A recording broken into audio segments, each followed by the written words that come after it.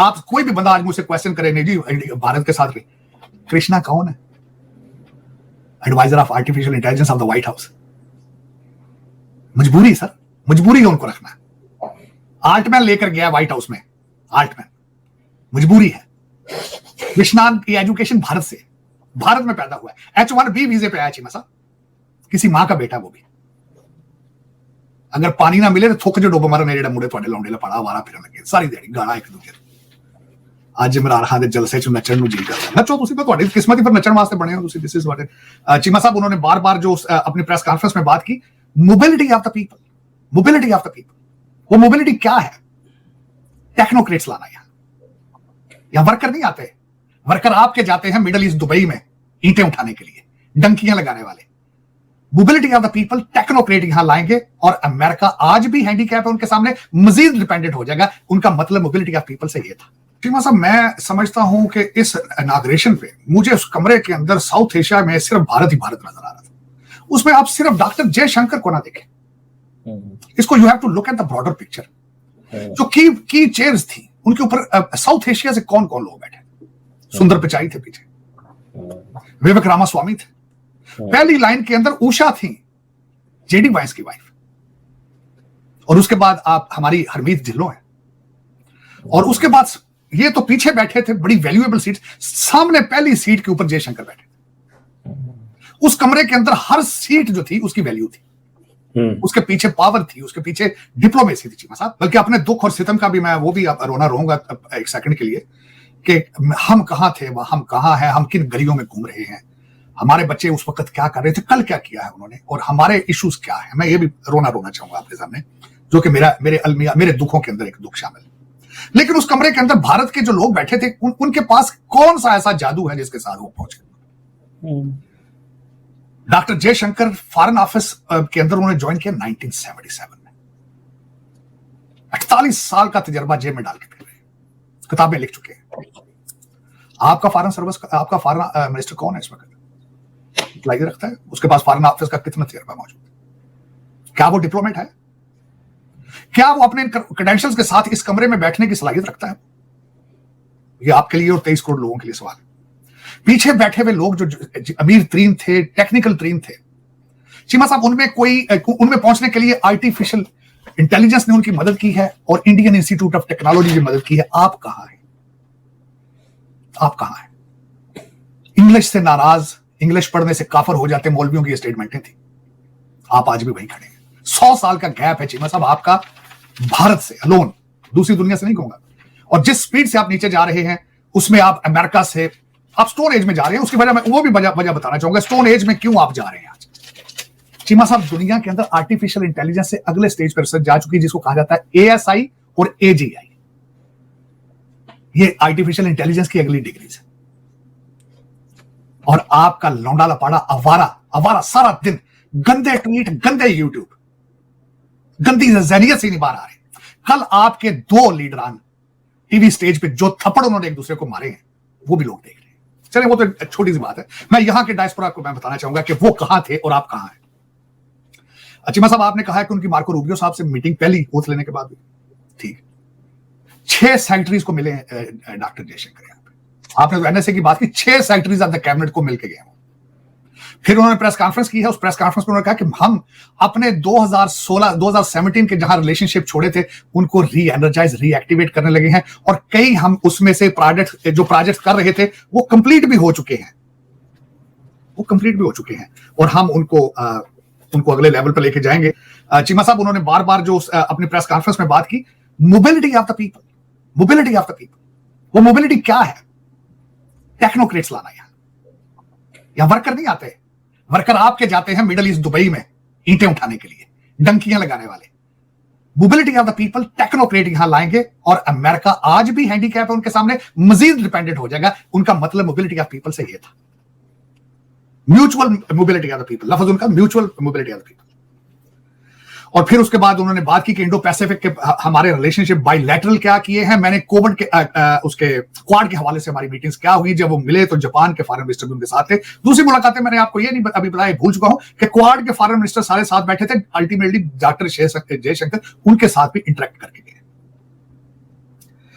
फिर उसके बाद जो उन्होंने जो मजीद बातें की चीमा साहब के अपने उस प्रेस कॉन्फ्रेंस में, उनसे चाइना पॉलिसी, अमेरिका के रिलेशनशिप के बारे में बात की। उनको चाइना पॉलिसी चाइना वालों को बतानी चाहिए, अमेरिकन पॉलिसी अमेरिका को बतानी चाहिए। मुझसे क्यों पूछ रहे हैं?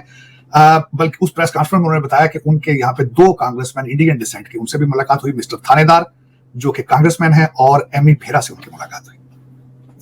फिर उनसे सवाल किया गया कि आप पाकिस्तान से ट्रेड क्यों नहीं करते, जो कि आपकी जरूरत है, उनकी जरूरत नहीं है।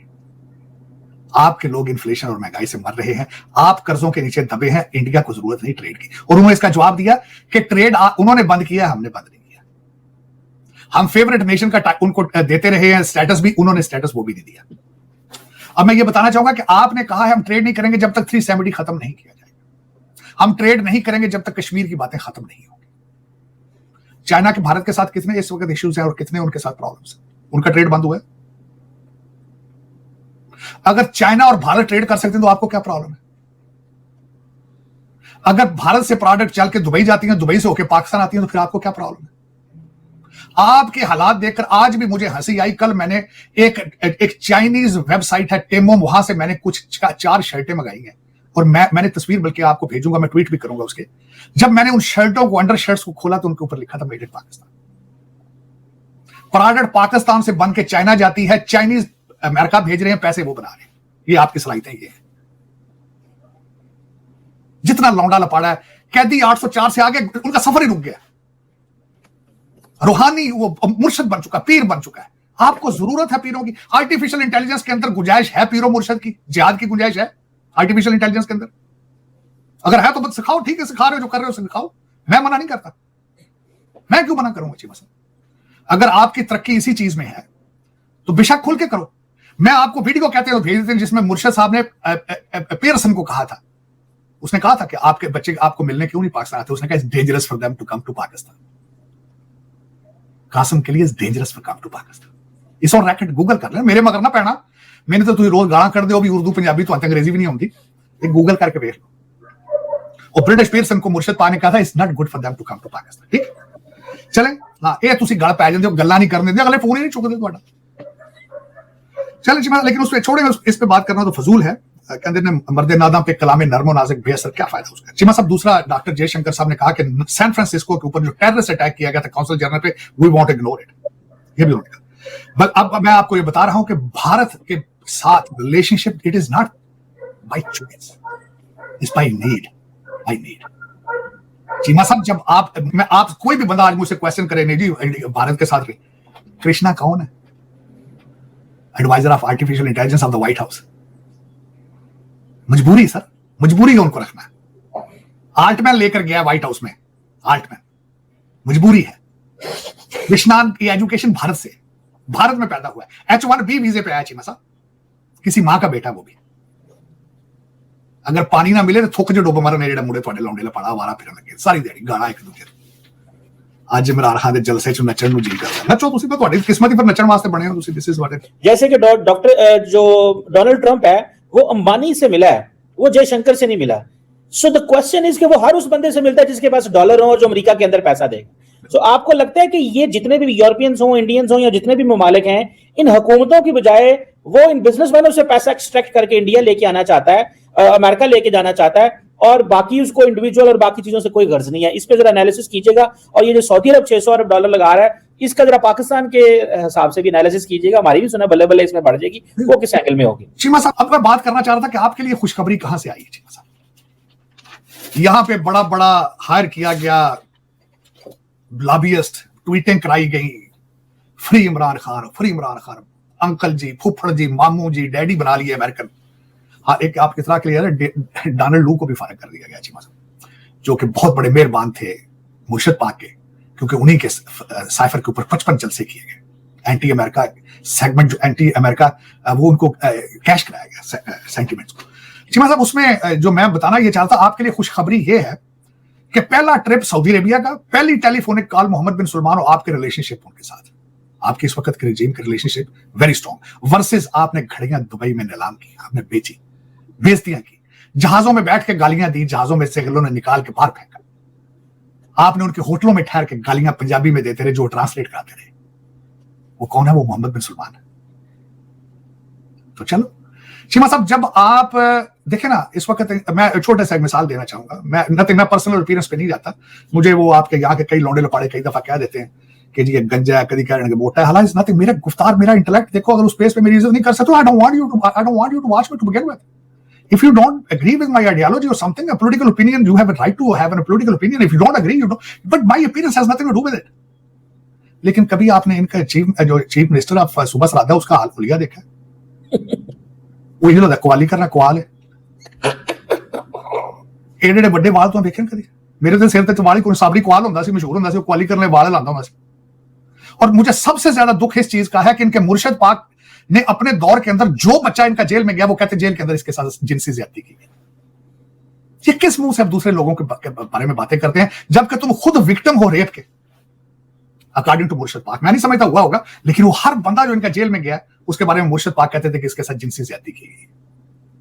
चले, लेकिन चीमा साहब, दर हकीकत मैं आपको बता रहा हूं कि this is a big news for you, खुशखबरी आप लोगों के लिए कि यूएई के साथ रिलेशनशिप अमेरिका के will be going to the next level और मजीद ग्रो करेंगे. $600 बिलियन तो इन्वेस्टमेंट है ना सिर्फ, लेकिन उसके साथ इब्राहिम अकॉर्ड होगा.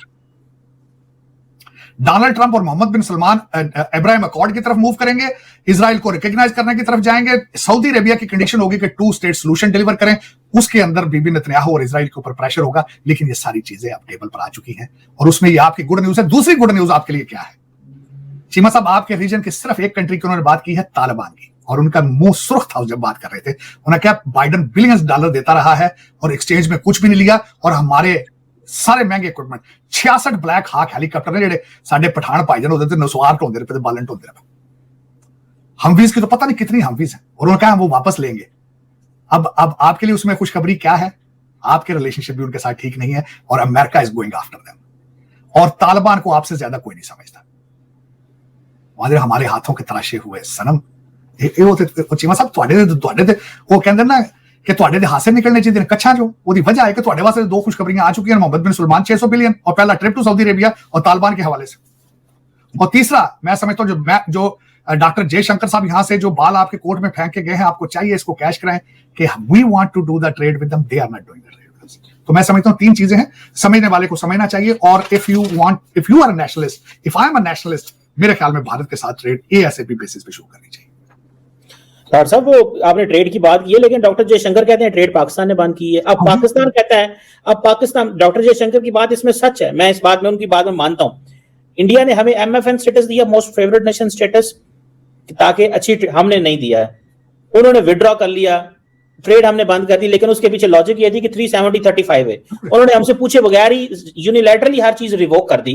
तो जो हमारे पास ऑप्शंस थी, अब उन्होंने करने की कोशिश की. अब पाकिस्तान बात करना चाहता है, अब वो कहते हैं हमने क्रिकेट टीम ही नहीं भेजनी. अमेरिका में कहते, सुनिएगा बात डॉक्टर साहब, इसमें रिकमेंड, अमेरिका में जाके कहते हैं जी पाकिस्तान ने ट्रेड बंद की है. अब जब पाकिस्तान ये आके कहता है कि हमने ट्रेड करनी है, फिर बात ही नहीं करते, टीमें नहीं भेजते. मेरी इंफॉर्मेशन के हिसाब से आज भी आप उसी पॉइंट पे खड़े हैं कि अगर 370 आप उसको खत्म नहीं करेंगे, हम ट्रेड नहीं करेंगे. ये आपकी तरफ से ये बात, आप अपने आप को एक डेड एंड गली में, बंद गली में खुद ले जाते हैं. उनका क्या कसूर है? आज आप बात 2 चीजें करें, मगर मुझसे पूछा जाए, आप दोनों चीजों पे आप कह जी हम ट्रेड शुरू करते हैं, साथ उस पे 370 पे डायलॉग करेंगे आपके साथ.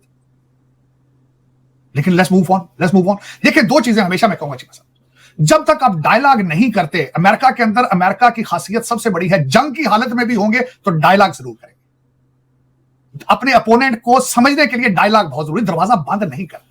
डिप्लोमेसी का नाम ही है कि दरवाजा बंद नहीं होता. लेकिन आप ऐसे लोग हैं, मैं आपको सारा दिन ये कहता हूं, आप वाहिद कौम है दुनिया की, अपने कपड़ों को आग लगा के खुद ही तालियां बजा रहे हैं. आप इस वक्त देखें ना ये क्या हो रहा है. मुझे 2 जस्टिफिकेशन कोई बंदा पीटीआई का बता दे, आज मैं सरेंडर कर दूंगा अपना केस. उस्मान बुजदार का क्वालिफिकेशन, उसके पीछे लोगों की मिन्नतें कर लें कि इसको हटा लिया जाए, और वो जो उस वक्त उन्होंने दूसरा उस्मान बुजदार केपीके के अंदर ढूंढा था, महमूद. ये 2 बंदे, मुझे कोई बंदा बता दे कि इनकी ये क्वालिफिकेशन बेस, इनकी अपॉइंटमेंट्स थी, और this is what they have delivered to Pakistan. I will never talk about PTI in my entire life. लेकिन उसकी वजह ये ना, आप लोग, अब मुझे अब इस वक्त पहले अब आप आर्मी से आज की स्टेटमेंट हो, कहते मैं तो गल ही सिर्फ आर्मी ना कर, फिर बार बार उनको, अब आपको पता है वो आपके आर्मी चीफ का नाम उन्होंने क्या रख दिया, या खान 2. अब आप उसी आर्मी चीफ से डायलॉग भी करना चाहते हैं और उसका नाम या खान 2 रख दिया आपने. और पिछले आर्मी चीफ को आप कहते थे मीर जाफर मीर सादिक, सामने होता कहना नहीं, मैं तो शहबाज शरीफ को कह रहा था, पहले अबू कहते हैं, पहले कहते कौम का पाप है. और फिर जब प्रेसिडेंसी मुलाकात हुई तो कहते हैं मैं तो नवाज शरीफ को कहता हूं मीर जाफर मीर सादिक। चीमा साहब की हद होती है ना। और लोग कहते हैं कि नौज बिल्ला के खुदा ना सीधा हम कलाम है। अगले दिन एक स्टेज पे इनका स्पोक्स पर्सन है, मैं कानों को हाथ लगा कर मैं I am not a religious person, उसने इनके साथ डायलॉग और चीजों को फतह मक्का करार दे दिया था। फतह मक्का कहते हैं, फतह मक्का जब हुआ था, नौज बिल्ला वो जो बंदा एंकर बैठा था उसने खुदा का नाम लो, ये किसके साथ इसका कंपैरिजन कर रहे हो? फतह मक्का के अच्छा तार से मजे की बात है, कहते हैं फतह मक्का हम माफ कर देंगे, तो को माफी मांगदा कौन है यार? क्या बात है? नहीं चीमा साहब, लेकिन ये देखे सोचे कि सोच उस बंदे को स्टेटस इन्होंने क्या दे दिया। मैं ये नहीं कहता जो मर्जी करन, वो इन्होंने की करना है सरकार, ना अग्गा ना पिछा, ना कोई गल ना कोई बात है। बल्कि मैं तो दुख है, मैं तो अफसोस है एस्टैब्लिशमेंट उनकी प्रोडक्ट है, वही डील करना। हर दूसरा बंदा तो अभी भी उनके साथ कम्युनिकेट कर रहा है, इनके साथ अपना तो बंदा ही कोई नहीं।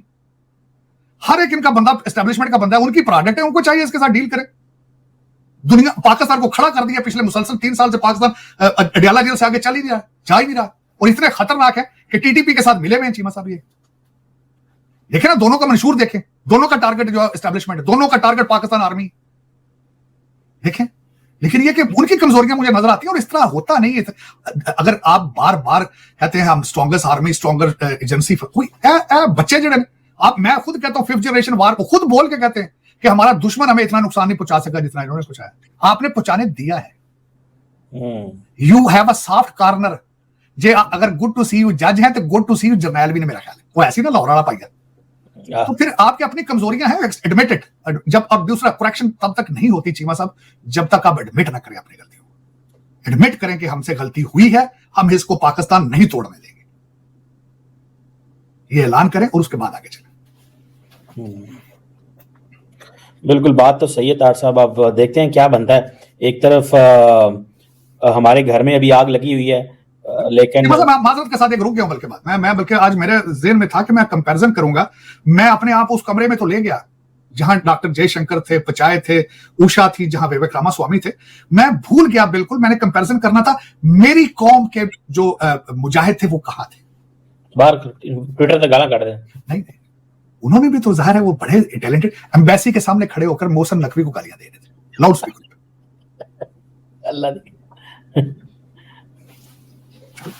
पसंद अपनी अपनी नसीब अपने, साढ़े नसीब है जी धक्के ने तार साहब। ए मुंडे बाहर बैठ के नहीं नहीं, मैं एक बात मैं हमेशा हर प्रोग्राम में कहता हूं, 3 करोड़ बच्चा स्कूल नहीं जा रहा, 1 करोड़ डंकी लगाएगा। 1 करोड़ डंकी लगाएगा। और मेरे जैसे नादान उन डंकियों वालों के अंदर काश पटेल ढूंढ रहे हैं, विवेक रामास्वामी ढूंढ रहे हैं। वाह वाह वाह। तो दोस्तों, जैसे कि आपने क्लिप में देखा कि भाई जो मोदी है ना, मतलब कि भाई अमेरिका के गले किस तरह से पड़ा है ना, मतलब कि भाई साहब अभी आपने हाल ही में मतलब कि बयान देखे होंगे किसके, डोनाल्ड ट्रंप के। डोनाल्ड ट्रंप कहता है कि भाई जो नरेंद्र मोदी जी हैं वो मतलब कि भाई वो ग्रेट नेगोशिएटर हैं, टफ नेगोशिएटर हैं, ठीक है भाई साहब, मतलब कि टफ कुकी हैं, ठीक है भाई साहब, वो टोटल क्लियर हैं। ऐसी ऐसी बातें कही गई थी भाई साहब डोनाल्ड ट्रंप के द्वारा। और भाई साहब बहुत ज़्यादा भारत की तारीफ़ें की जा रही है डोनाल्ड ट्रंप के द्वारा, क्योंकि भाई साहब भारत ने डोनाल्ड ट्रंप को मतलब कि अमेरिका को लिफ्ट नहीं करवाई। इसी वजह से भाई साहब अमेरिका परेशान है। भाई अमेरिका मतलब डोनाल्ड ट्रंप की स्ट्रैटेजी है कि भाई मतलब सामने वाले बंदे को पहले वो किसी से काम नहीं करवाना होता तो वो पहले उनकी तारीफ़ें करते हैं, फिर बुराई करते हैं, फिर तारीफ़ें करते हैं, वो ऐसा साइकिल चलता रहता है उनका, ठीक है भाई। तो वो अब क्या है, अब भारत की तारीफ़ें कर रहे हैं। अभी कुछ दिन पहले देखा था भाई तो भारत की बुराई कर रहे थे, अब भारत की ज़बरदस्त तारीफ़ कर रहे हैं, मोदी जी की तारीफ़ कर रहे हैं, ठीक है भाई साहब। क्योंकि भाई वो समझ चुके हैं भाई भारत जो है ना, मतलब कि भाई साहब भारत इस तरीके से मतलब कि भाई हमारे साथ में नहीं आ पाएगा। मतलब भाई साहब भारत को मतलब कि ऐसे रखना है, भारत की जैसी नीति है ना नॉन अलाइनमेंट की, भारत को उसी तरह से रखा जा सकता है। नहीं तो भाई साहब या तो भारत पूरी तरह से हमारे साथ आएगा या फिर पूरी तरह से जाएगा। इससे बड़े बीच का रास्ता उन्होंने अपनाया है कि भाई साहब भारत हमारे साथ थोड़ा सा हो भी नहीं भी हो, ऐसा ठीक भी है, मतलब कि भाई जैसा भारत चाहता है, ठीक है भाई। तो मोदी सरकार ने अमेरिका के साथ डिफेंस, टेक्नोलॉजी, ट्रेड और इंडो पैसिफिक में सहयोग बढ़ाया, लेकिन विदेश नीति को पूरी तरह अमेरिकी कैंप के साथ नहीं जोड़ा। भारत की विदेश नीति में अमेरिका के साथ पार्टनरशिप और रूस के साथ पुराने स्ट्रैटेजिक संबंध दोनों को बनाए रखने की कोशिश जारी रही। भारत के विदेश मंत्रालय भी अमेरिका को महत्वपूर्ण स्ट्रैटेजिक पार्टनर बताते हुए रूस के साथ संबंध जारी रखने की बात करता है, ठीक है।